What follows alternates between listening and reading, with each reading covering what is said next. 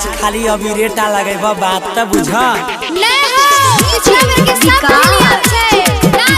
अरे महाराज अभी दारू तारी नहीं पीने छिए बात त बुझ अब न कंटा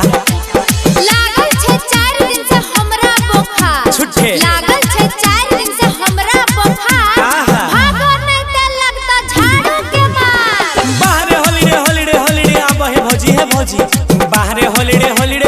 बाहरे होली अरे कनिया खन जे पुआ पकवान बनेने छ कनी खिलाएन दे आ साथ में अबीरो लगाई दी ह अरे तोहर अभी के बहाना समझे छिया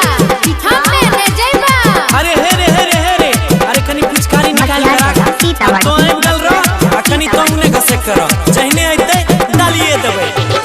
अगला साल खेल ली ह जीत नहीं कर नहीं अजय अंकित सुना जीत नहीं कर कहा छ ममता गरम दूरे रहा